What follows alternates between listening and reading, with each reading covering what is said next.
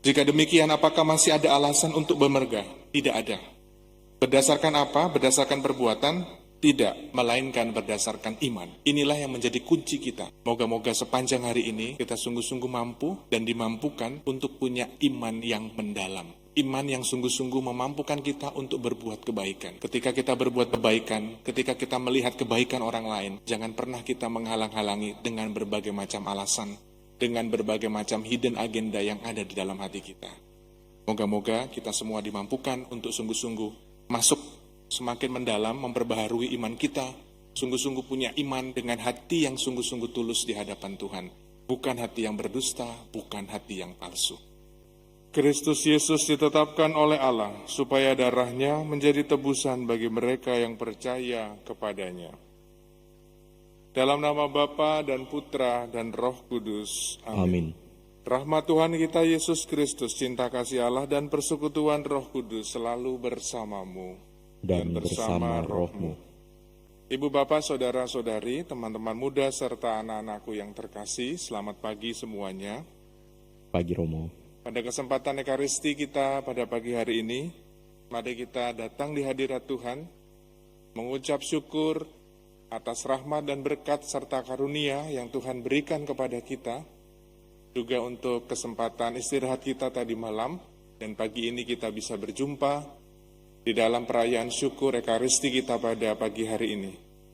Kita juga mau bawa seluruh wujud intensi dan doa-doa kita, baik tadi yang sudah ditayangkan, ataupun intensi dan doa-doa yang ada di dalam hati kita masing-masing.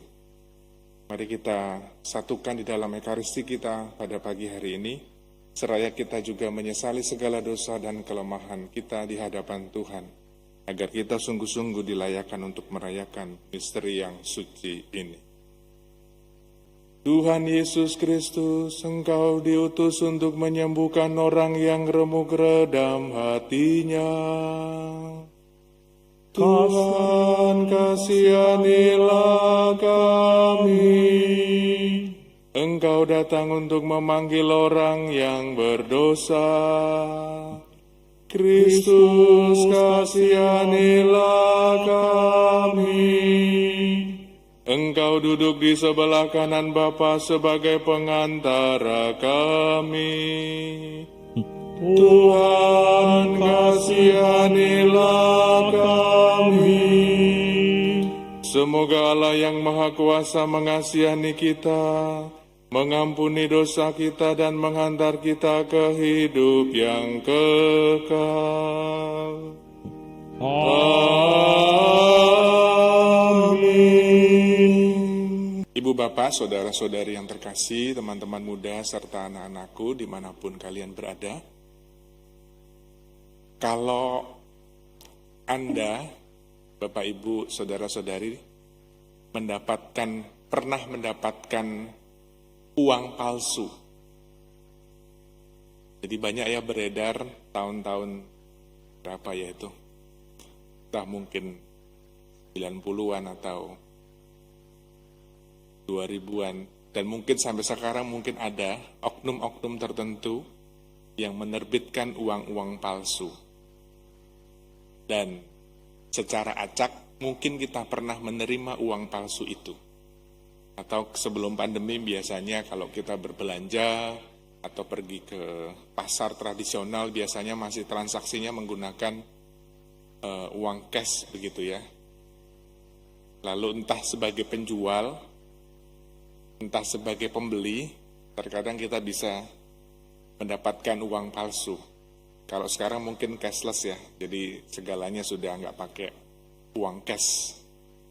Atau kadang kita kalau punya uang palsu, lalu kita punya inisiatif buru-buru, sesegera mungkin entah bagaimana caranya harus membelanjakan uang palsu itu, lalu kita mendapatkan barangnya, setelah itu kita merasa bebas.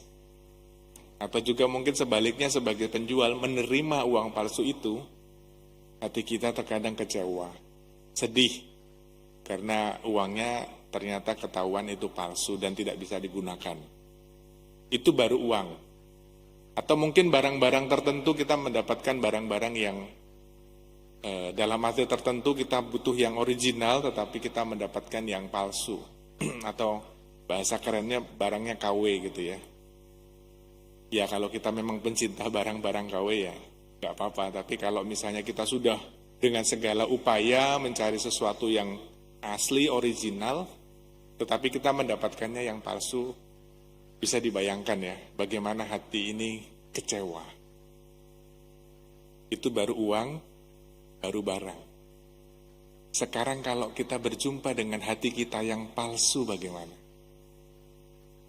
Hati kita yang palsu di hadapan Tuhan. Sekarang mungkin bukan hanya kita antar manusia.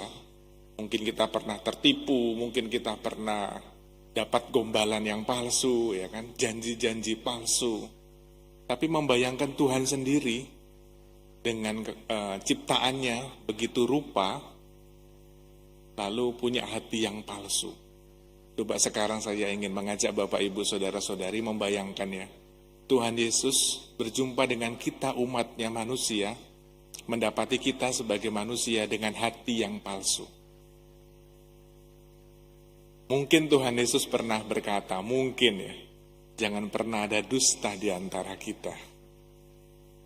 Tuhan Yesus dengan segala rupa memberikan yang terbaik kepada kita sebagai manusia, tetapi kadang-kadang hati kita juga bisa menjadi hati yang palsu. Ada pepatah atau ada ungkapan ya, dalamnya laut bisa kita duga, dalamnya hati manusia siapa yang tahu. Kita tidak akan pernah tahu betapa sulitnya kita mengetahui isi hati manusia. Setiap kita yang ada di sini termasuk saya. Nah Bapak Ibu Saudara-saudari yang terkasih, menariknya mulai dari kemarin sampai hari ini, terutama bacaan Injil, itu nadanya memang cukup keras, bahkan mungkin keras ya. Tuhan Yesus selalu mengatakan celakalah, celakalah, celakalah. Nanti kalau mau dibandingkan ada berapa kata celakalah dengan ada kata berapa berbahagialah, berbahagialah, berbahagialah. Nanti itu ada pelajarannya tersendiri. Tetapi hari ini mulai kemarin kita mendengarkan Tuhan Yesus kenapa selalu mengecam. Kita berdoa dan berharap supaya kecaman itu juga tidak datang untuk kita sebagai manusia yang berada di zaman yang sekarang. Ini konteksnya pada waktu itu zamannya Yesus. Maka Bapak Ibu Saudara-saudari yang terkasih, kita diajak oleh Tuhan Yesus untuk punya hati yang senantiasa murni dan suci di hadapan Tuhan. Tak ada kepalsuan, tak ada dusta, tetapi sungguh-sungguh hati yang tanpa hidden agenda, agenda-agenda yang tersembunyi di balik segala macam perbuatan kita. Maka jelas di dalam bacaan pertama dikatakan ya, menarik buat saya di sana. Jika demikian, apakah masih ada alasan untuk bermegah? Tidak ada. Berdasarkan apa? Berdasarkan perbuatan? Tidak, melainkan berdasarkan iman. Inilah yang menjadi kunci kita. Moga-moga sepanjang hari ini kita sungguh-sungguh mampu dan dimampukan untuk punya iman yang mendalam. Iman yang sungguh-sungguh memampukan kita untuk berbuat kebaikan. Ketika kita berbuat kebaikan, ketika kita melihat kebaikan orang lain, jangan pernah kita menghalang-halangi dengan berbagai macam alasan, dengan berbagai macam hidden agenda yang ada di dalam hati kita. Moga-moga kita semua dimampukan untuk sungguh-sungguh masuk semakin mendalam, memperbaharui iman kita, sungguh-sungguh punya iman dengan hati yang sungguh-sungguh tulus di hadapan Tuhan. Bukan hati yang berdusta, bukan hati yang palsu. Dimuliakanlah namamu Tuhan, kini dan sepanjang segala masa. Amin. Ibu bapak saudara-saudari yang terkasih, ada satu pengumuman. Pengumumannya adalah ziarah virtual Camino de Santiago dalam rangka HUT ke-35 Gereja Santo Yakobus, Paroki Kelapa Gading sudah selesai. Jadi untuk bersepeda, jalan dan lari yang kita adakan, paroki kita mengadakan itu sudah selesai. Saat ini sedang dalam masa perhitungan konversi ke rupiah. Moga-moga nanti bisa mencukupi targetnya.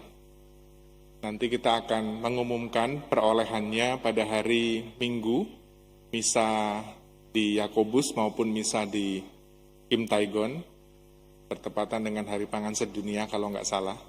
Nanti juga ada surat gembala dari Bapak Uskup. Nanti akan diumumkan di situ perolehannya. Lalu setelah itu kita akan buat follow up seperti yang saya sudah umumkan beberapa minggu yang lalu, bahwa kita akan mendonasikan seluruh hasil perolehan kita, entah nanti akan ditambah oleh siapa saya tidak tahu, moga-moga mencukupi. Kita akan kirimkan itu, donasikan itu kepada paroki domestik Keuskupan Agung Jakarta yang ada di pedalaman, yaitu di paroki Bomomani, Papua. Lalu yang kedua, di Keuskupan Banjarmasin, ada 4 stasi dari paroki itu di pedalaman.